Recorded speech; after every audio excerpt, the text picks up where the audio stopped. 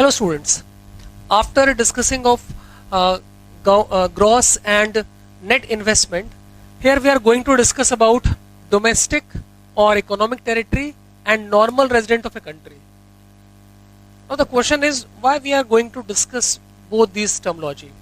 Actually, if you are calculating a national income, the definition of national income is value of final goods and services in a domestic territory by the normal resident of a country. So definitely you will have to understand what is the concept of domestic territory or economic territory. Okay.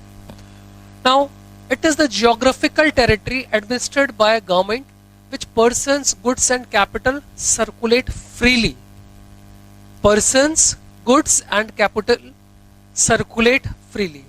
Actually there is some geographical boundary in which we can circulate all these things. Or if I am Indian, I can go somewhere else and do the work. If I am doing that, in that condition, I will be the non-resident of that country. Clear? And for that, I will have to take permission first. And that amount or goods which I have produced or services rendered in that country will not to be included in our national income. So, what is the concept of it? It is the geographical territory administered by whom? By a government. Clear? Administered by a government, which person, goods and capital circulate freely. Now the second thing is, what includes in that domestic territory? Political frontiers administered by the government. Second, embassies, consulates, military bases, etc. located abroad. Now the students are a little bit confused. Abroad means that is not in our country. No, actually some embassies, some persons are working job in embassies, some military bases, they are doing some practice out of country. Actually they are administered by whom? Government.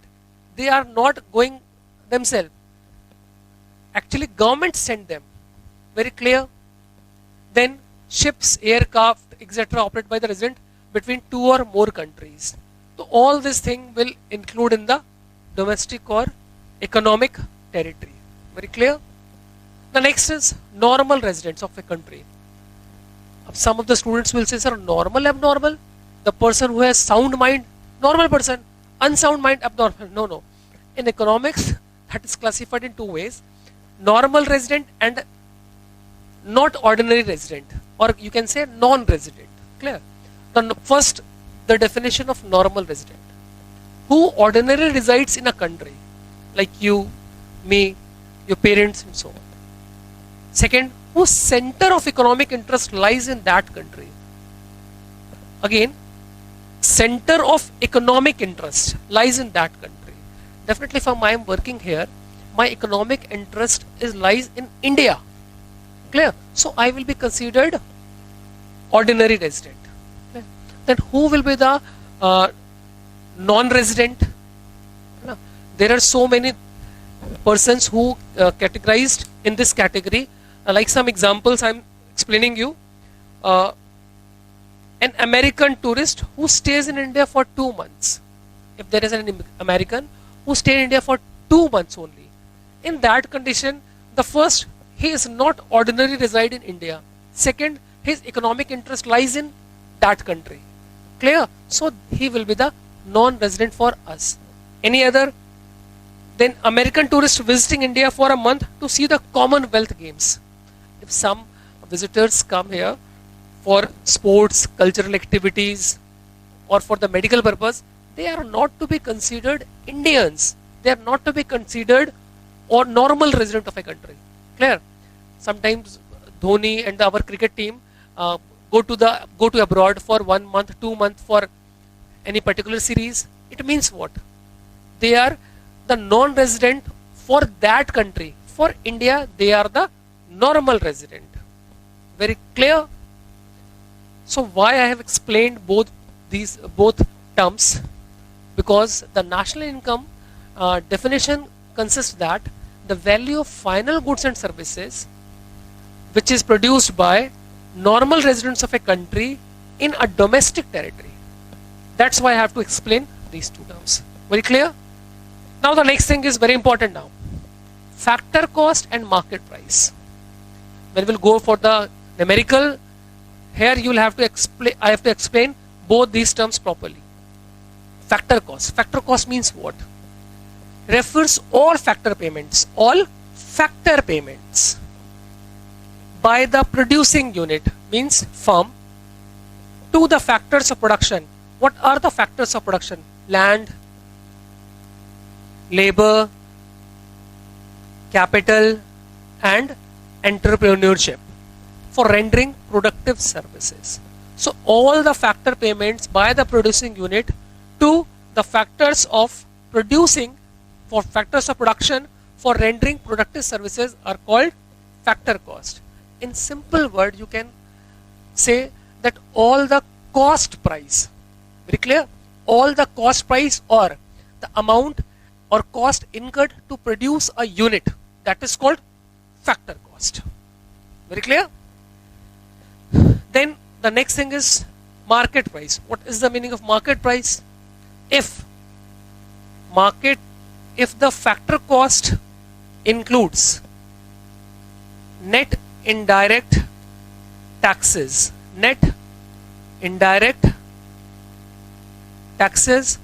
this will be the market price. Example, if the factor cost of this pen is 12 plus net indirect tax 8, so this will be the market price. Clear? It includes all the things, or you can say that amount, market price is that amount on which we sell the goods and services in the market. Okay.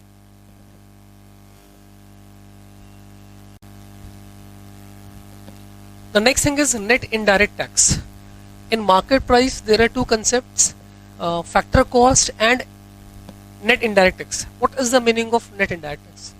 It includes indirect taxes minus subsidies. Indirect taxes are that type of taxes which are a producing unit has to pay. The basic responsibility of paying that tax is the producing units. But what they do, they shift that all taxes to the consumers, and consumer is bound to pay that. Very clear? Indirect taxes are those taxes which can be shifted to others. Example, if government has imposed a particular tax on me and I have shifted that tax to the students. Very clear? If I am charging rupees 2000 from a student, but the government says now we'll have to pay 10% another tax, education tax and any other tax. But what I did, I have transferred that taxes to the students. So 2000 plus 200. Now the total fees will be 200. Very clear? Do you have any example like this? Yes, this is VAT. Okay. This tax, actually this kind of taxes are imposed to the producing units. But what they did, they transfer to the consumers. So indirect taxes, very clear, that type of taxes which can be shifted to others. Now some students have any problem, sir, what is, if this is indirect tax, then what is the meaning of direct tax? Direct taxes are that taxes which cannot be shifted to others, like income tax. If I am earning some amount, so definitely income tax will be paid by only me, not my students. Very clear? Then what is the meaning of subsidies? Subsidies means if government gives some financial assistance. Now the second thing is why the government will provide you some financial assistance.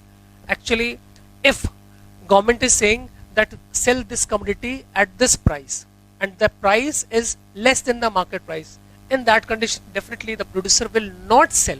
Example, before some time the LPG, the gas, we purchase gas LPG for rupees 300 or 400, but this is not the actual price. The actual price was 700 or 800, but few years back we are able to find the gas cylinder of rupees 300 and 400. That time the cost was about 500. Then how they can manage? In that condition, government provide them 200 or 100 to the producer. Very clear? Subsidy is a kind of financial assistance which is given by government to the producer. So if indirect taxes, if government impose some taxes like 500 on particular commodity and subsidy is 100, so the total net indirect taxes will be 400. Very clear? Now the next thing is domestic income. Domestic income include 3 points. This is very important point. Okay. The first one is compensation. Domestic income include 3 things: compensation of employees, operating surplus, and mixed income of self-employed. Now I'm going to explain compensation of employees. What is the meaning of compensation of employees? The amount which is paid by the firm or producing units to its staff, any kind of payment, either in cash or in kind, that is called compensation of employees. Example: salary, bonus, commission, wages, or any other incentives. Okay. Take example, then only you will understand properly. Some maids are working in our home, है ना? Generally we pay her 800 or 1000, like 1000, huh? But we are not paying only 1000 cash. We pay her some clothes, some other things also, like time to time we provide her some clothes, food, and so on. So all the things, all the monetary value of the things will be 1800. So this 1800 will be considered compensation of employees. Clear? Not only cash, all the amount paid by the employer towards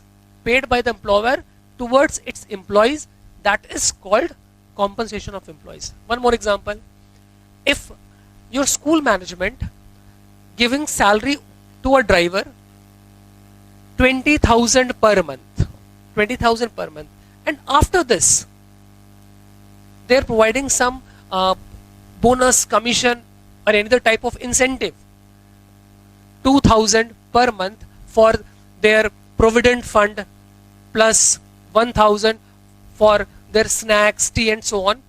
Now the total compensation is what? That is 23,000.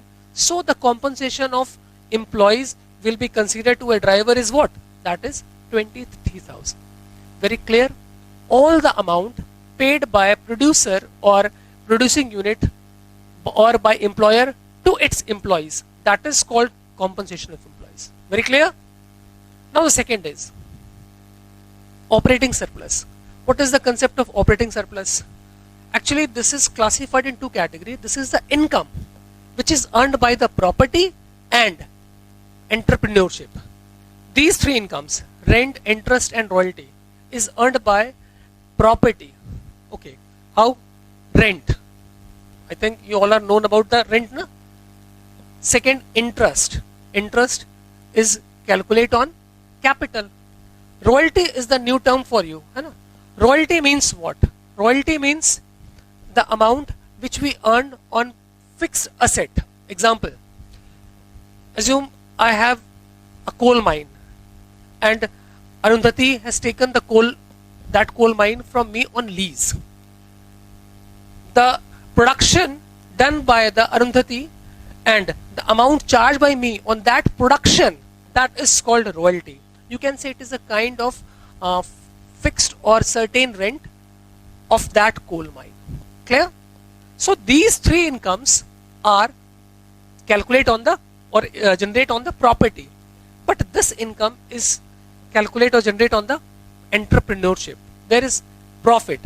It includes 3 terms: undistributed profit, corporate tax, and dividend. If profit is given in the question, in that condition undistributed profit, corporate tax and dividends are the irrelevant for you, because if profit is given, it means all the three things are included in that. Very clear? And if operating surplus is given, it means what? Rent, interest, profit, royalty, all the terminology is given in the operating surplus. Very clear? If operating surplus is given, it means all the items are included in that. In that condition, if interest or royalty is given separately, you will not touch that. Very clear? And the last one is mixed income of self-employed. Actually, these are the incomes which are from the unincorporated organizations, or the persons who do not have maintained their account properly, like farmers, small shopkeepers, teachers. These type of persons use their own resources, and in that condition they are unable to classify their factor incomes and their own incomes. So this is considered mixed income of self-employed. Clear? It is also called the sum of wage income and non-wage income. Vegetarian, non-vegetarian nahi. Wage income and wage income and non-wage income. Non-wage. Clear? This is the sum of both. So if we are study about domestic income, there are three terminology. This is the sum of compensation of employees, operating surplus and mixed income of self-employed. We can write like this.